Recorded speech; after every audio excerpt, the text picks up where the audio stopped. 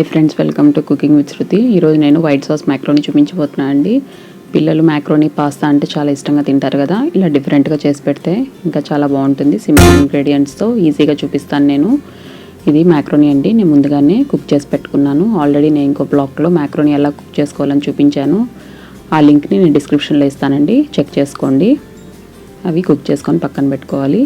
సన్నగా కట్ చేసి పెట్టుకున్న క్యారెట్, ఒక పెద్ద ఆనియన్, వెల్లుల్లి రెప్పలు మనం చిన్నగా ముక్కలు కట్ చేసి పెట్టుకోవాలి. క్యాప్సికమ్, ఇది సీజనింగ్ అండి, పాస్తా సీజనింగ్. కాచి చల్లార్చి పెట్టుకున్న పాలు, చిల్లీ ఫ్లేక్స్, బటర్, ఒక స్పూన్ మైదా పిండి. మనం ఎలా తయారు చేసుకోవాలో చూద్దాం. ముందుగా 2 టేబుల్ స్పూన్ ఆయిల్ వేసుకున్నాము. ఆయిల్ వేసుకొని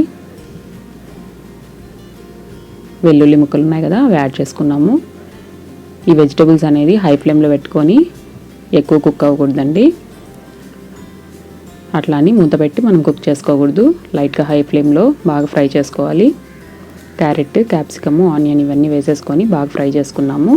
కొంచెం సాల్ట్ యాడ్ చేసుకొని బాగా ఫ్రై అయిన తర్వాత ఈ వెజిటేబుల్స్ అనేది మనం పక్కన తీసి పెట్టుకోవాలండి.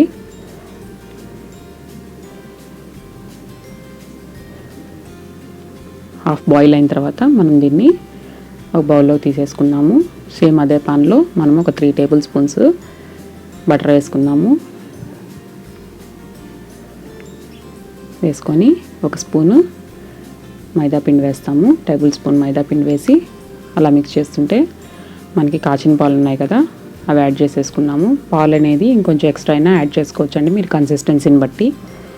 లమ్స్ లేకుండా ఇవి బాగా మనం మిక్స్ చేసుకోవాలి.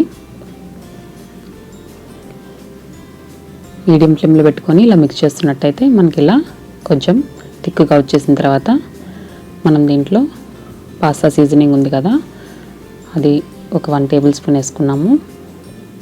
చిల్లీ ఫ్లేక్స్ కూడా 1 టీ స్పూను. కారం తగ్గట్టుగా వేసుకోండి.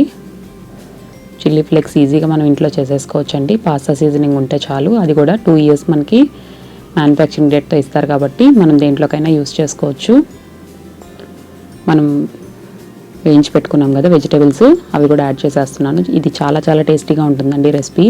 పిల్లలు ఖచ్చితంగా చేసి పెట్టండి, చాలా ఇష్టంగా తింటారు.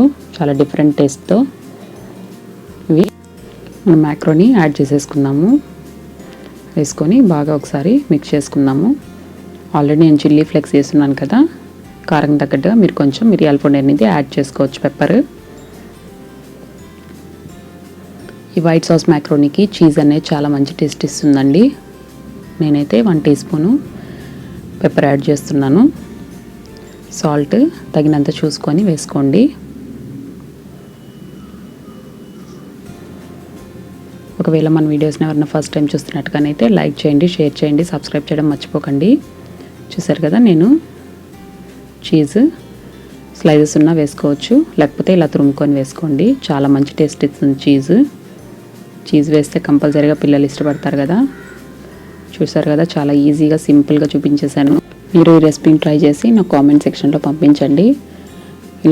ఇలాంటి మంచి మంచి రెసిపీస్ని మీరు చూడాలనుకుంటే వెంటనే మన ఛానల్ సబ్స్క్రైబ్ చేసుకోండి. ఇంకో మంచి రెసిపీతో ముందుకు వస్తాను ఫ్రెండ్స్. బాయ్.